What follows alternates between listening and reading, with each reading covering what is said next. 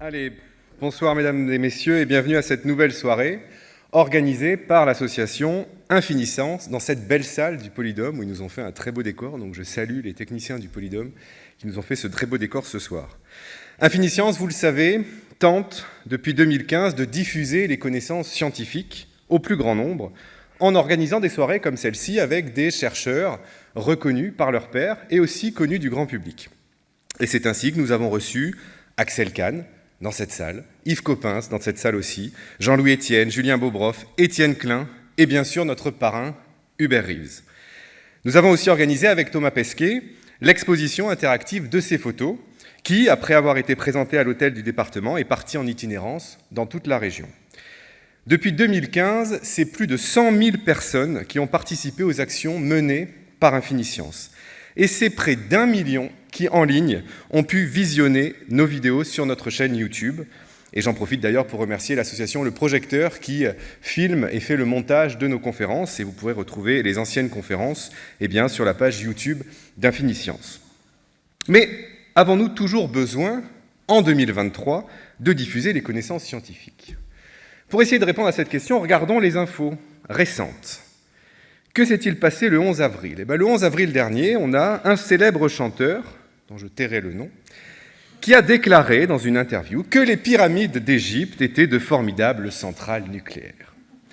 Il y a quelques mois, dans une émission dite de télé-réalité, Dieu merci, ils ont choisi les Marseillais et pas les Clermontois pour faire cette émission, il y avait un candidat qui déclarait, je cite, « La Lune n'est pas un satellite, parce que ce n'est pas avec la Lune qu'on capte les chaînes de télé.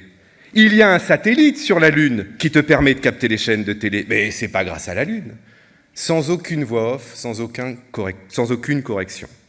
Et des maladresses comme celle-ci, il y en a des dizaines dans l'histoire récente. On pense par exemple à ce célèbre couturier qui était brillant dans sa profession, mais qui a voulu déclarer un jour que la station Mir allait s'écraser sur Paris. Et puis je ne peux pas évoquer ici, à Clermont-Ferrand, ce natif d'Ambert qui faisait venir les célébrités dans la région il y a 50 ans pour leur faire rencontrer les Elohim, ce peuple extraterrestre qui aurait choisi comme lieu de villégiature le Puy de la Vache. Bon, ils ont fait un bon choix quand même. Alors que manque-t-il à tous ces gens pour leur éviter de propager des idées fausses scientifiquement ? La réponse, elle est simple. Il leur manque une connaissance de la démarche et de la rigueur scientifique. Alors à Infiniscence, on s'est creusé la tête pour savoir qui était le mieux placé en France pour nous parler de la démarche scientifique. Et évidemment, en tête de notre liste, le GEPAN est arrivé. Qui mieux que les membres du GEPAN, qui vous sera présenté dans un instant, ces membres qui travaillent quotidiennement sur les témoignages d'observateurs pour essayer d'expliquer des phénomènes qui sont a priori des objets volants non identifiés.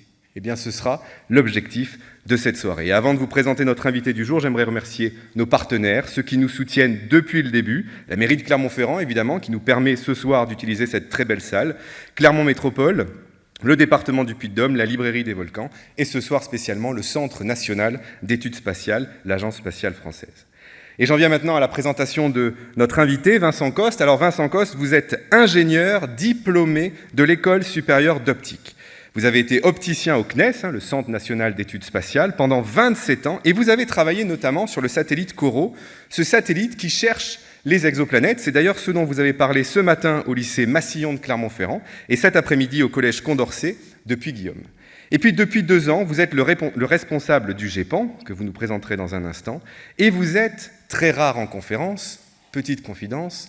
J'ai appris cet après-midi par notre invité qu'il faisait une intervention par an dans les classes et que la dernière intervention publique qu'il avait fait au sujet du GEPAN, c'était il y a 5 ans.